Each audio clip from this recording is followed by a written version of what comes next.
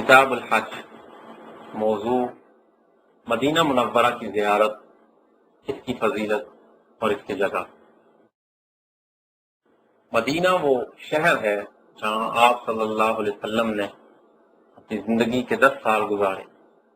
اور آپ صلی اللہ علیہ وسلم نے اس کے بارے میں فرمایا یہ مدینہ ہے جو کہ لوگوں کو صاف کرتا ہے، یعنی شر پسند لوگوں کو جدا کرتا ہے، جیسے کہ لوہار کی پھونکنی لوہے کو گندگی سے صاف کرتی ہے۔ اور آپ صلی اللہ علیہ وسلم نے فرمایا مدینہ منورہ ان کے لیے بہتر ہے اگر وہ جانتے، اور کوئی بھی شخص مدینہ منورہ سے اعراض کرتے ہوئے اس کو چھوڑ دے تو اللہ تعالیٰ اس سے بہتر شخص اس میں داخل کر دے گا، اور جو بھی شخص اس کی سختیوں پر صبر کرے تو قیامت کے دن میں اس کا شفیع اور گواہ ہوں گا۔ آپ صلی اللہ علیہ وسلم کا ارشاد ہے کہ مجھے ایسی بستی کی طرف ہجرت کا حکم ملا ہے جو تمام بستیوں پر غالب ہے، اور لوگ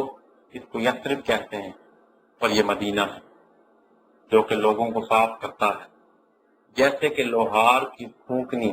لوہے کو گندگی سے صاف کرتی ہے۔ آپ صلی اللہ علیہ وسلم نے فرمایا مدینہ عیر پہاڑ سے لے کر طور پہاڑ تک حرم ہے۔ جس شخص نے مدینہ میں بدعت یا گناہ کے کام کیے یا گناہ کرنے والے کو ٹھکانہ دیا، اس پر اللہ کی، اس کے فرشتوں کی اور تمام انسانوں کی لعنت ہو۔ اللہ تعالیٰ قیامت کے دن اس کے نہ نفلی عمل قبول کریں گے اور نہ ہی فرض عمل۔ اور آپ صلی اللہ علیہ وسلم نے مدینہ کو حرم قرار دیا، جیسے کہ حضرت ابراہیم علیہ السلام نے مکہ کو حرم قرار دیا۔ عبداللہ ابن زید سے روایت ہے کہ آپ صلی اللہ علیہ وسلم نے فرمایا کہ میں مدینہ کو حرم قرار دیتا ہوں، جیسے کہ ابراہیم علیہ السلام نے مکہ کو حرم قرار دیا، اور میں نے اس کے لیے اس کے مد اور طاعہ میں برکت کی دعا کی ہے، یعنی ہر چیز میں برکت کی دعا کی ہے، جیسے کہ ابراہیم نے مکہ کے لیے دعا کی تھی۔ آپ صلی اللہ علیہ وسلم کا ارشاد ہے کہ میری مسجد یعنی مسجد نبوی میں نماز پڑھنا اور مسجدوں میں نماز پڑھنے سے 1000 گنا افضل ہے سوائے مسجد حرام کے۔ حضرت ابو ہریرہ رضی اللہ عنہ سے روایت ہے کہ آپ صلی اللہ علیہ وسلم نے فرمایا میرے گھر اور منبر کی جگہ کے درمیان جنت کے باغات میں سے ایک باغ ہے، اور میرا منبر میرے حوض پر ہے۔ حضرت انس بن مالک رضی اللہ عنہ سے روایت ہے کہ آپ صلی اللہ علیہ وسلم نے فرمایا دجال مدینہ کی طرف آئے گا، پس وہ فرشتوں کو پائے گا جو اس کی حفاظت کر رہے ہوں گے، اور انشاءاللہ مدینہ میں طاعون داخل نہیں ہو سکے گا۔ اور حضرت انس سے روایت ہے کہ رسول اللہ صلی اللہ علیہ وسلم نے فرمایا اے اللہ مدینہ میں اس برکت کو 2 گنا کر دیں جو آپ نے مکہ میں نازل فرمائی ہے۔ مسجد نبوی کی زیارت کرنا ارکان حج، شروط حج اور واجبات میں سے نہیں ہے، یہ سنت ہے اور کسی بھی وقت کرنا مشروع ہے۔ زیارت سے مقصود مسجد نبوی میں نماز کی ادائیگی ہونی چاہیے، نہ کہ قبر کی زیارت،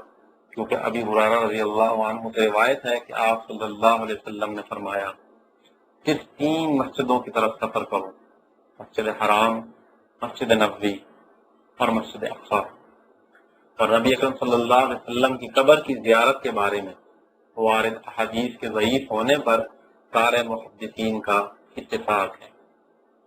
بلکہ یہ تمام من گھڑت ہے، ائمہ میں سے کسی نے ان کو دلیل بھی نہیں بنایا۔ جب زیارت کرنے والا شخص مسجد نبوی پہنچے تو اپنا سیدھا پاؤں مسجد میں داخل کرے اور یہ دعا پڑھے اے اللہ میرے لیے اپنی رحمت کے دروازے کھول دے۔ اگر روزہ شریف میں 2 رکعت تحیۃ المسجد پڑھ لے تو زیادہ افضل ہے۔ آپ صلی اللہ علیہ وسلم کی قبر کی اور آپ صلی اللہ علیہ وسلم کے 2 صحابہ حضرت ابو بکر صدیق اور حضرت عمر رضی اللہ عنہما کی قبر کی زیارت کرنے کا مسنون طریقہ یہ ہے، آپ صلی اللہ علیہ وسلم کی قبر کی طرف منہ کر کے آہستہ آواز کے ساتھ درود پڑھے۔ مسجد نبوی کی زیارت کرنے والے شخص کے لیے مناسب یہ ہے کہ 5 نمازیں مسجد نبوی میں ادا کرے، زیادہ سے زیادہ ذکر کرے اور دعائیں مانگے، اور نفل نماز خصوصی طور پر روزہ شریف کے اندر ہی ادا کرے. پھر مسجد قباء کی زیارت کرے اور نماز ادا کرے. اگر زیارت ہفتے کے دن کرے تو افضل ہے، کیونکہ حضرت ابن عمر نے فرمایا کہ آپ صلی اللہ علیہ وسلم مسجد قباء کبھی سوار ہو کر آتے تو کبھی پیدل چلتا اور 2 رکعت نماز ادا کرتے، اور بعض جگہ روایت ہے کہ ہر ہفتے کے دن آتے. جنت البقیع اور شہداء کی قبروں کی زیارت کرنا سنت ہے، خاص طور پر حضرت حمزہ رضی اللہ عنہ کی قبر کی زیارت کرنا، کیونکہ آپ صلی اللہ علیہ وسلم نے ان قبروں کی زیارت کی اور ان کے لیے دعا بھی فرمائی. اور زیارت کرتے ہوئے یہ کلمات آپ صلی اللہ علیہ وسلم کہتے تھے کہ سلامتی ہو تم پر اے قبر والو، اور مومنوں اور مسلمانوں، اگر اللہ نے چاہا تو ہم بھی آپ سے ملیں گے. میں اللہ سے اپنے لیے اور مسلمانوں کے لیے عافیت کا سوالی ہوں. زیارت میں غلطیاں اور تنبیہات. مسجد نبوی کی زیارت کرنا مقصود ہونی چاہیے، نہ کہ قبر کی زیارت. قبر کی طرف منہ کر کے دعا مانگنا اور نبی اکرم صلی اللہ علیہ وسلم سے حاجات طلب کرنا بڑا شرک ہے. روزے کی دیواروں کے ساتھ اپنے آپ کو ملانا برکت کی نیت سے، یہ بدعت میں شامل ہے اور شرک کے وسیلوں میں سے ایک وسیلہ ہے. اسی طرح آواز کو اونچا کرنا، قیام کو لمبا کرنا، سلام کا تکرار کرنا